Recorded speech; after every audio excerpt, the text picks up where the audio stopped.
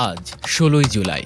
গত বছরের এই দিনটি বাংলাদেশের ইতিহাসে রক্তাক্ষরে লেখা এক কালো অধ্যায়। গত বছরের এই দিনেই পুলিশের গুলিতে নিহত হয়েছিলেন এক সাহসী তরুণ আবু সাইদ।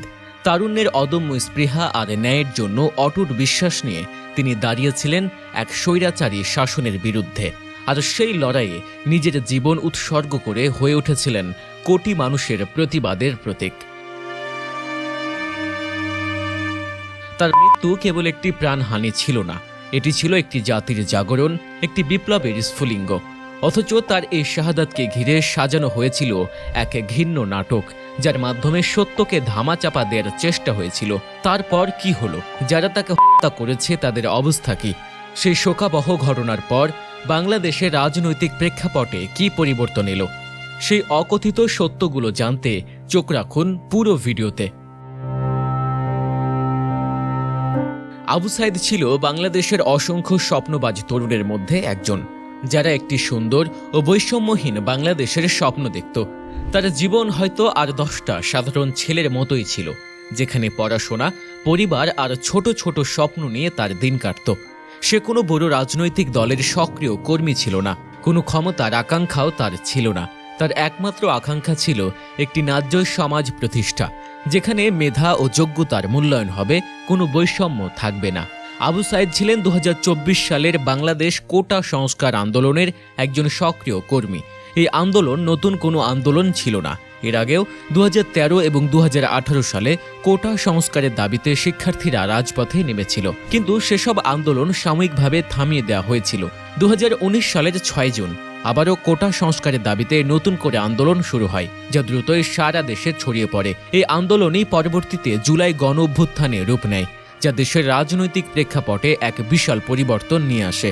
আবু সাইদ এই আন্দোলনে স্বতঃস্ফূর্তভাবে অংশ নিয়েছিলেন, কারণ তিনি বিশ্বাস করতেন এই আন্দোলনই পারে দেশের প্রচলিত বৈষম্যমূলক ব্যবস্থাকে ভেঙে দিতে। তিনি রংপুর বেগম রোকেয়া বিশ্ববিদ্যালয়ের সমন্বয়ক হিসেবে এই আন্দোলনে যোগ দেন। তারুণ্যের অদম্য স্পৃহা আর প্রতিবাদী মানসিকতা নিয়ে তিনি রংপুর বিশ্ববিদ্যালয় এবং রংপুর অঞ্চলে কোটা আন্দোলনে এক অগ্রণী ভূমিকা রাখেন। তিনি তার মেধা, সাংগঠনিক দক্ষতা এবং নির্ভীক নেতৃত্ব দিয়ে হাজারো শিক্ষার্থীকে অনুপ্রাণিত করেছিলেন। তার চোখে ছিল এক স্বপ্ন, একটি বৈষম্যহীন, দুর্নীতিমুক্ত ও মেধাভিত্তিক বাংলাদেশের স্বপ্ন। প্রতিটি মিছিলে, প্রতিটি প্রতিবাদে আবু সাইদ ছিলেন এক অকুতোভয় সৈনিকের মতো। তিনি জানতেন এই লড়াই কেবল তার নিজের জন্য নয়, এটি দেশের জন্য, দেশের ভবিষ্যৎ প্রজন্মের জন্য। ২০২৪ সালের ১৬ই জুলাই এই দিনটি বাংলাদেশের ইতিহাসে এক মর্মান্তিক এবং একই সাথে অনুপ্রেরণামূলক অধ্যায় হিসেবে চিরস্মরণীয় হয়ে থাকবে। সেদিন রংপুর ছিল উত্তাল। দুপুর ২:৩০ থেকে ৩টার দিকে রোকেয়া বিশ্ববিদ্যালয়ের সামনে আন্দোলনরত শিক্ষার্থী ও পুলিশের মধ্যে ভয়াবহ সংঘর্ষ শুরু হয়। ছাত্র জনতা শান্তিপূর্ণভাবে তাদের দাবি জানাচ্ছিল, কিন্তু তৎকালীন সরকার এই আন্দোলন দমাতে মরিয়া হয়ে উঠেছিল। পরিস্থিতি নিয়ন্ত্রণে আনার নামে পুলিশ আন্দোলনকারীদের ছত্রভঙ্গ করতে টিয়ার গ্যাস নিক্ষেপ এবং লাঠিচার্জ শুরু করে। রাজপথ পরিণত হয়েছিল এক যুদ্ধক্ষেত্রে, যেখানে নিরস্ত্র ছাত্র জনতা মুখোমুখি হয়েছিল সশস্ত্র পুলিশ বাহিনীর। ছাত্রদের সবাই যখন পুলিশের আক্রমণে ছত্রভঙ্গ হয়ে পিছু হটছিল, তখন এক অভাবনীয় দৃশ্যের অবতারণা হয়। আবু সাইদ তার হাতে একটি লাঠি নিয়ে দুহাত প্রসারিত করে দৃঢ়ভাবে দাঁড়িয়ে যান। তার চোখে কোনো ভয় ছিল না, ছিল শুধু অন্যায়ের বিরুদ্ধে এক অদম্য প্রতিবাদ।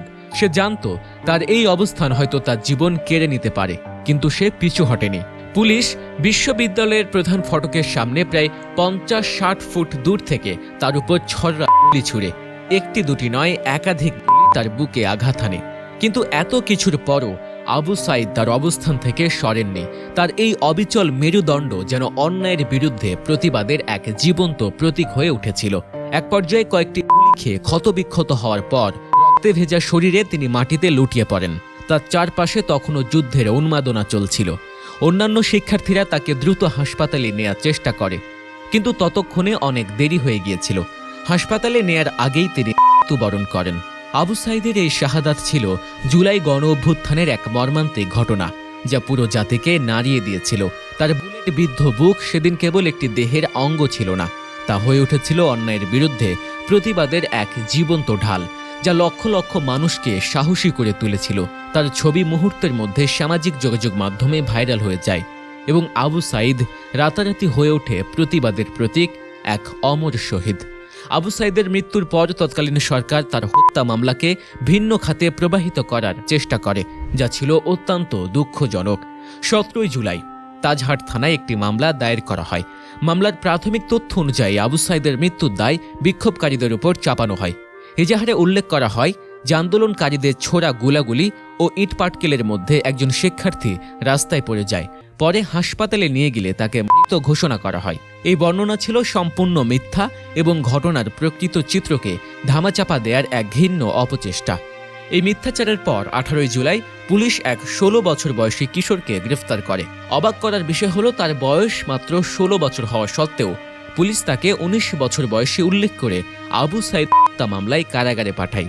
এটি ছিল বিচার ব্যবস্থাকে প্রভাবিত করার এক স্পষ্ট চেষ্টা।